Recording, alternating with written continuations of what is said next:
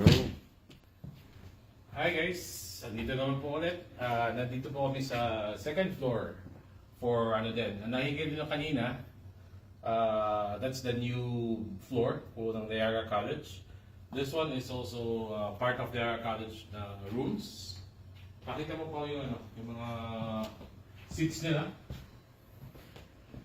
Ayan po. Ayan. Ito natin yung ilaw para makita. Yan. I-flex mo yung likod. Yan. So, napakaganda ka ng table kasi pwede. Yan po. Pag gusto nyo gano'n. Upong muna ako. Yan. Yan. So, relaxing. Kaya po malakit ko. Hindi pa siya tumatawa. Ayan po. Pwede mag-laptop, pwede ballpen, pwede ano yun siya. So yun, so after that, if you have some group work or meeting or group activity, para siyang may meeting ano. Yan. Parang mag-ano na kayo dito, para nag-meeting kayo or your manager, supervisor, kunwari. And they have a very big map here. Nasaan na tayo dito? Ayan, Philippines is here. Where is Canada? Canada is always on the North America, which is right. Where is ba? Ano po dito na tayo? Yun. Pero, hindi ko sabi, wala ka ng label, wala kasi ng label eh. Ayan, no? Yun. So, alam ko North America tayo. Yun. Pakita mo natin yung nasa labas ng classroom. So, yan. Yan. So, dito makikita nila dito yung mga mall, which is very accessible din sa lahat. Yan. Pakita mo yung computer. Ano? Ng teacher. Saka yun. So, they have cameras here.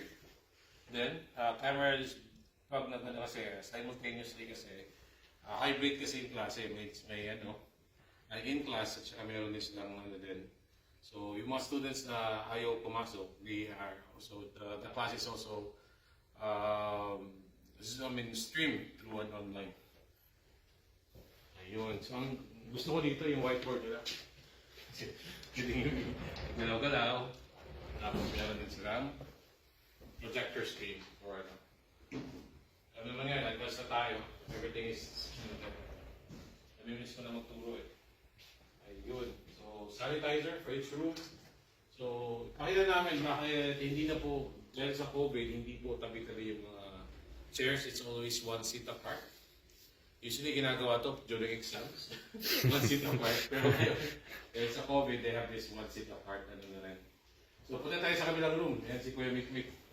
Just to add lang, there's a one seat apart. So here you can see how quick it is for the college to adapt Yes. to the health policies of Toronto and Ontario. So dito na makikita may care talaga yung school para sa welfare ng mga students. Yes. Okay. Dito. Classrooms. Yung mga computer room nasa kabilang. I think nasa basement na kayo, Nikki, or Hindi natin sa third room. Ano ba? So yun. These are mga small sizes rooms din. So punta tayo sa kabilang floor. So yung building has 5 floors pala. yes. 6 yung basement. Nandun po yung auditorium nila. Andun din yung ano nila, computer, biggest computer lab. So may mga computer labs across different floors, but the main one nasa basement kasama ng auditorium. Yes. So tara, punta tayo dun.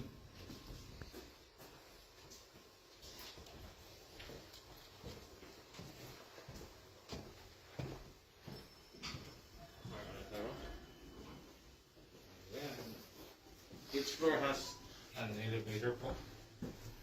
Shout out to our PR clients that got their PR last week and this week. Second floor wala.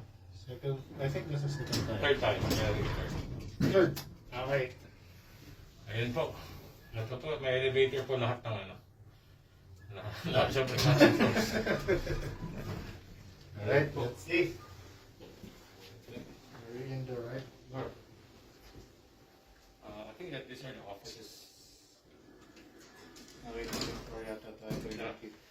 pasok kayo. Ano naman, exclusive. Oh yes. Pinakayaan na po kami dito. Student services, I think. Is here. Yeah, so this is the room. Yes, this is for different. Different Tisium floor. part ito. Sa Tisium naman po ito. Siguro try natin sa ano. Second. We came from Sun-Cor, di ba?